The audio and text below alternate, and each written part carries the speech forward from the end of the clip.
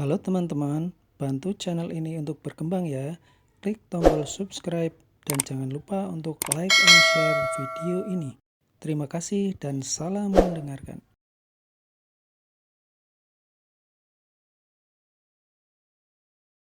Bab 43. Ternyata Valentino adalah tuan muda yang kaya raya itu. Kamu bahkan tidak tahu apa yang sedang kamu lakukan dan aku tidak ingin menjelaskannya padamu. Aku tidak peduli apa yang kamu lakukan sekarang, tapi segera keluarlah dari mobilmu dan tinggalkan saja di situ. Aku akan menyuruh orang untuk mengambilnya. Ujar pengawas koordinata dengan nada suara yang acuh tak acuh dan tanpa emosi. Apa? Keringat dingin membasahi tubuh Hawik. Situasi macam apa ini? Padahal Hawik sudah mengatakan dengan baik-baik kepada pengawas koordinata saat meminjam mobil ini. Dia sudah mengendarainya selama 2 hari, jadi kenapa tiba-tiba disuruh kembalikan? Jangan-jangan pengawas koordinata sudah tahu bahwa mobilnya ditendang oleh Chloe. Bisa jadi seperti itu. Maple Rain Real Estate terkenal sangat berkuasa di kota Neo. Mereka bisa mengetahui segala sesuatunya dengan mudah. Kebencian pun merayapi hati Hawik begitu terpikirkan akan kemungkinan itu. Semua ini salah Chloe si wanita ini. Tolong dengarkan aku dulu, pengawas koordinata. Aku memang menggores mobilmu sedikit, tapi sekarang akan segera kuperbaiki. Aku juga akan memberikanmu uang sebagai kompensasi. Hawik melirik ke arah Valentino dan yang lainnya, lalu menolehkan kepalanya sedikit dan berujar dengan suara rendah di telepon. Dia masih tidak ingin Valentino dan yang lainnya mengetahui bahwa mobil ini adalah mobil pinjaman. Kamu pikir perlu memberikanku kompensasi? Perusahaanlah yang memberikan mobil itu kepadaku. Jadi kamu harusnya memberikan kompensasi kepada perusahaan. Tidak usah banyak bicara lagi denganku sekarang. Cepat hentikan mobil itu dan jangan mengendarainya lagi. Seru pengawas koordinata di telepon, dia tidak bisa lagi menahan amarahnya. Lelucon apa ini? Apa mungkin masalah yang bisa membuat Prasdir Hendrik turun tangan adalah perkara kecil? Sebenarnya Hawik terlibat dalam masalah besar seperti apa?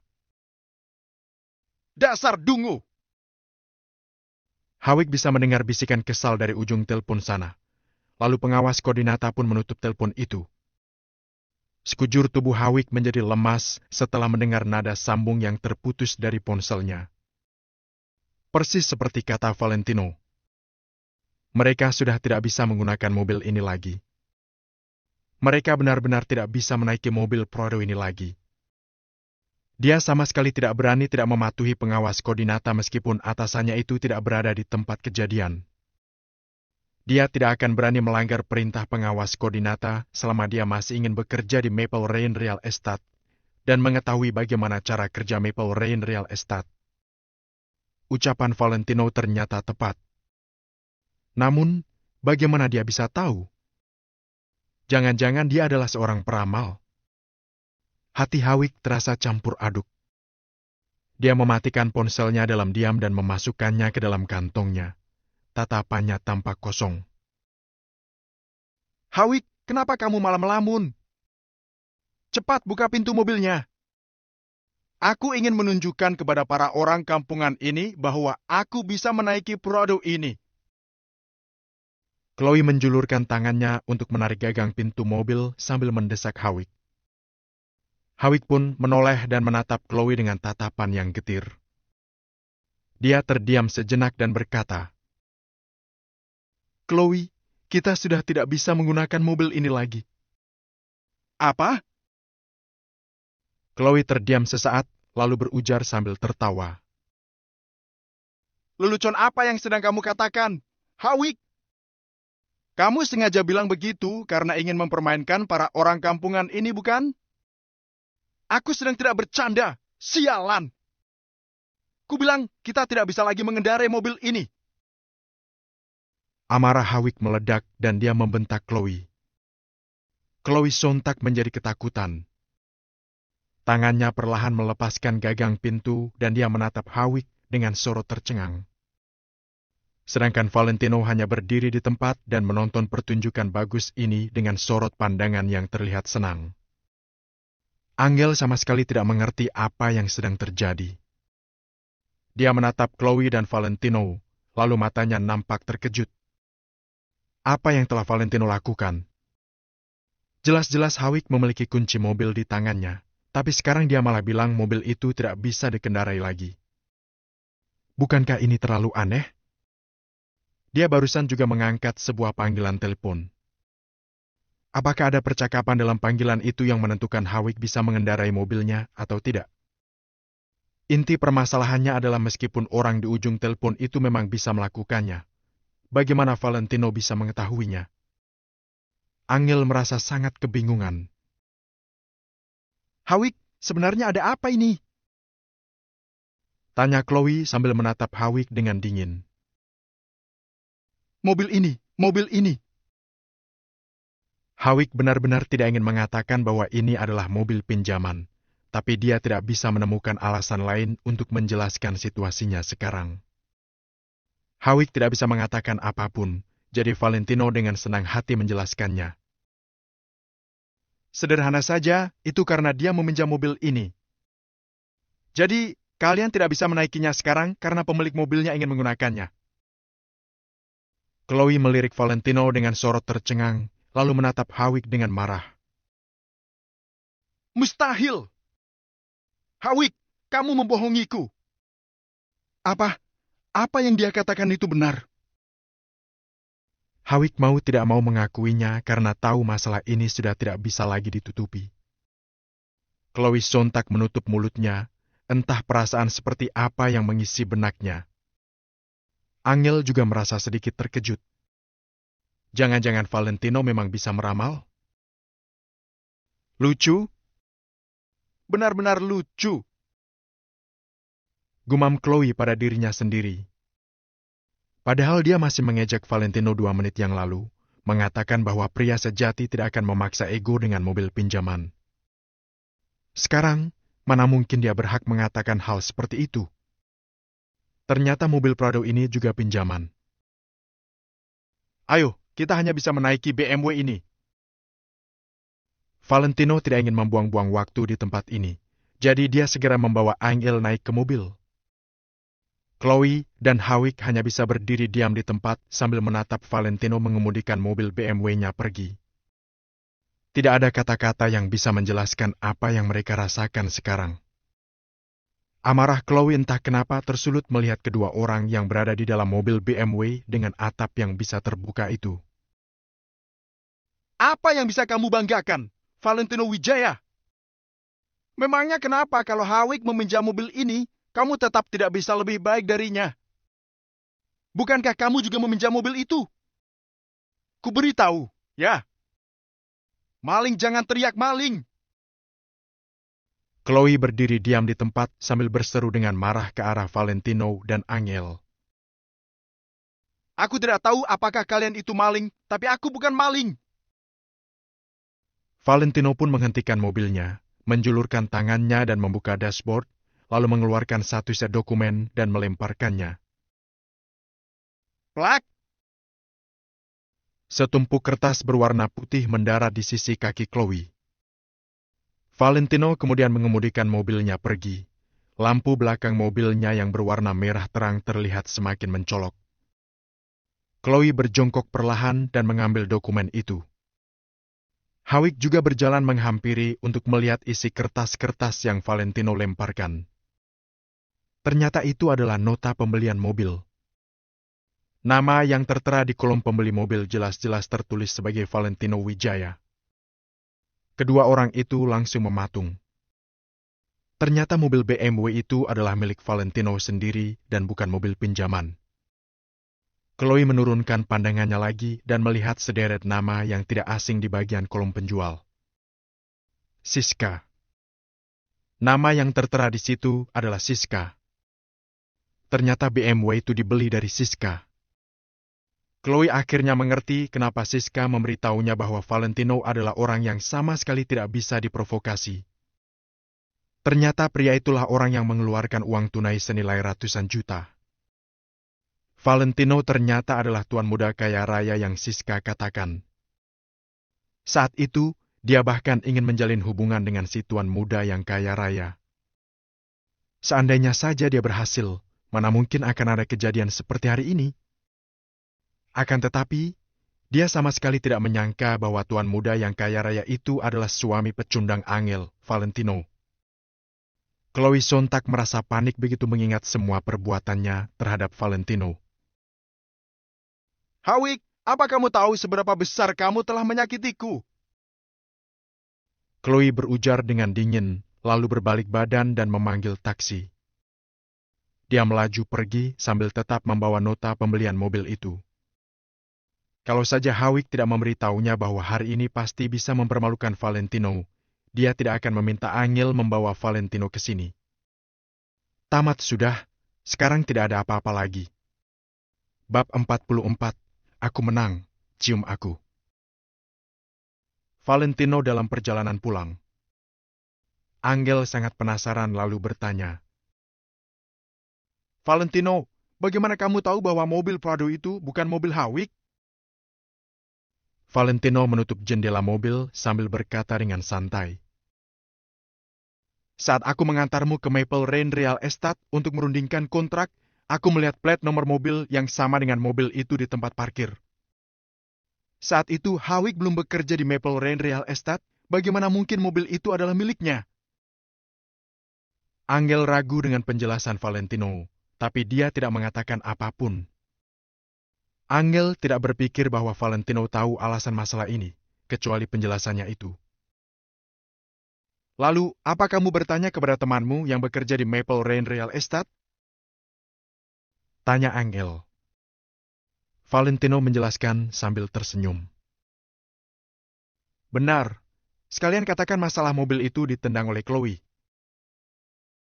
Valentino benar-benar ingin tertawa. Hawik mengatakan bahwa Prado itu bukan miliknya, melainkan miliknya Valentino. Namun dia tidak tahu bahwa pengawas koordinata adalah karyawan Hendrik, jadi mobil itu adalah mobil perusahaan.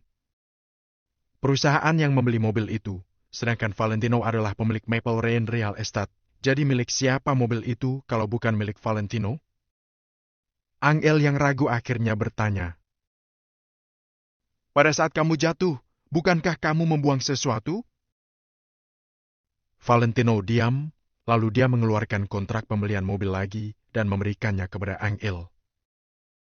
Angel mengulurkan tangan untuk mengambilnya, melihatnya dengan cermat, kemudian mengangkat kepalanya dengan takjub. Mobil ini milikmu? Ternyata kamu pemilik mobil ini, bukankah kamu bilang kamu meminjamnya? Angel terkejut. BMW ini bernilai lebih dari 800 juta. Valentino benar-benar membeli mobil yang selalu dia impikan? Dari mana Valentino mendapatkan begitu banyak uang? Itu adalah 800 juta. Valentino menjelaskan. Bukankah aku sudah pernah mengatakannya saat itu? Aku ingin mengatakan bahwa aku yang membeli mobil ini, kamu pasti tidak percaya. Angel sedikit tertekan, tapi dia tidak bisa membantahnya. Saat itu, Valentino benar-benar bertanya begitu, sedangkan Angel menjawab bahwa dia tidak percaya, dia benar-benar tidak percaya itu dalam hatinya. Sekarang kontrak pembelian dengan segel itu ada di depannya. Dia tidak ada alasan untuk tidak mempercayainya. Tapi, dari mana kamu mendapatkan begitu banyak uang? Angel benar-benar tidak mengerti. Bukankah aku meminta grup Kusuma untuk menandatangani kontrak dengan Maple Rain Real Estate? Temanku memberiku sebuah mobil untuk mengungkapkan rasa terima kasihnya. Valentino mulai berbicara omong kosong. Meskipun dia menipunya tentang masalah mobil ini, Valentino masih belum menemukan cara untuk menjelaskan kepada Angel kenapa dia memiliki begitu banyak uang. Angel dengan tercengang berkata, Beraninya kamu secara terang-terangan menerima suap untuk mendapatkan keuntungan? Esti, jangan sampai orang lain tahu. Valentino berpura-pura berhati-hati. Angel menggelengkan kepalanya tanpa daya. Dia tidak begitu percaya pada masalah ini. Tapi bagaimanapun juga, kerjasama antara grup Kusuma dengan Maple Rain Real Estate adalah sebuah keberuntungan. Oleh karena itu, Maple Rain Real Estate tidak perlu memberi keuntungan apapun pada Valentino. Sebaliknya, Valentino harus memberi keuntungan untuk orang lain. Hei, percayalah padaku, mereka bilang kontribusiku sangat besar, bahkan besok lusa mereka mengundangku untuk menghadiri upacara peletakan batu pertama. Valentino berpura-pura bangga. Sudah, jangan membual. Kamu bisa pergi ke upacara peletakan batu pertama, aku akan mengajakmu ke sana. Angel terdiam beberapa saat. Aku juga akan naik untuk menggunting pita. Valentino terus membanggakan diri. PVFT? Angel tertawa geli. Jangan menggodaku, oke? Mereka yang bisa naik untuk menggunting pita adalah orang dengan identitas yang menakutkan serta orang yang mempunyai reputasi di kota Neo. Aku juga pihak yang mewakili kerjasama. Jadi aku bisa naik dan memotong pita bersama, bahkan Robert dan pamanku tidak memenuhi syarat untuk naik ke panggung. Valentino memandang Angel, lalu dia tiba-tiba bercanda. Untuk apa aku berbohong padamu? Apa kamu mau bertaruh? Dia bisa melihat bahwa Angel sedang dalam suasana hati yang baik saat ini. Bukankah terlalu bodoh jika dia tidak mengambil kesempatan untuk menghangatkan perasaannya? Oke, ayo bertaruh. Kamu mau bertaruh apa? Karakter pantang menyerah Angel pun muncul. Kalau aku bisa naik dan menggunting pita itu, kamu harus menciumku, kata Valentino dengan santai. Suasana dalam mobil tiba-tiba menjadi sunyi, wajah Angel perlahan menjadi merah. Oke, bagaimana kalau kamu kalah? Setelah beberapa saat, Angel langsung setuju. Hal yang Valentino katakan terlalu mustahil. Bahkan Bobby saja tidak memenuhi syarat naik ke atas panggung untuk menggunting pita. Bagaimana dia bisa naik? Kalau aku kalah, aku akan memberimu mobil ini, jawab Valentino tanpa ragu-ragu. Ini memang mobilku. Angel memandang Valentino. Valentino tersenyum. Ya, ini memang mobilmu. Kita tidak membedakan satu sama lain karena kita suami istri yang sah. Hanya saja kamu tidak mengakuinya sama sekali, bukan? Angel tidak peduli apa yang dipikirkan Valentino. Dia melihat ke sekeliling mobil dengan gembira. Meskipun ini bukan pertama kalinya dia menaiki mobil ini. Dia dulu mengira itu mobil orang lain. Tapi sekarang pikirannya tentang itu benar-benar berbeda. Lagi pula, perasaan mengendarai mobil orang lain pasti berbeda dengan mengendarai mobil sendiri. Valentino ingin tertawa saat melihat Angel. Bagaimana kalau naik dan mencoba mengemudinya? Ah, kamu tidak takut kalau aku yang mengemudi? Angel terkejut. Tidak apa-apa, aku di sini, naiklah. Valentino tersenyum.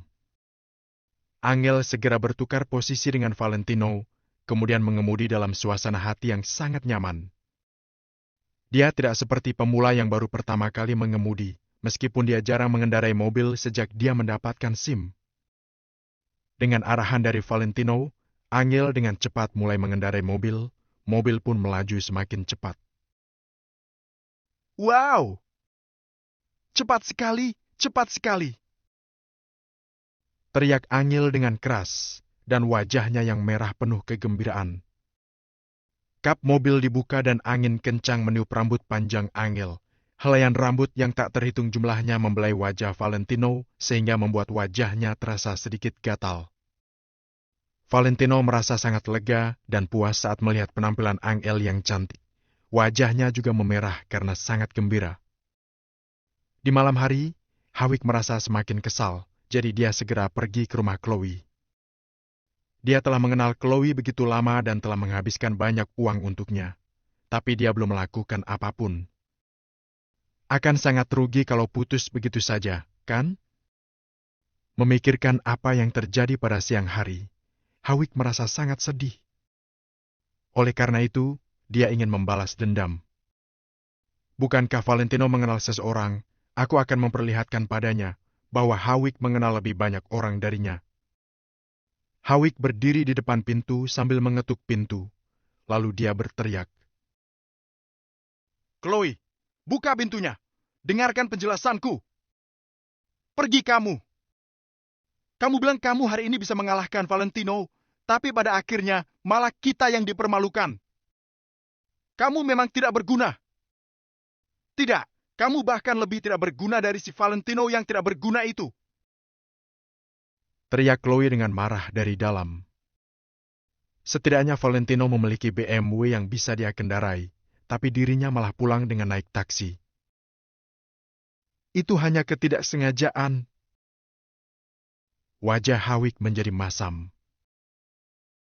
Siapa yang tahu bahwa Valentino mengenal Danu? Kalau aku tahu mereka saling mengenal, aku pasti tidak akan membawamu ke sana. Sekarang apa gunanya kamu membicarakan hal ini? Aku sudah dipermalukan di depan Angel.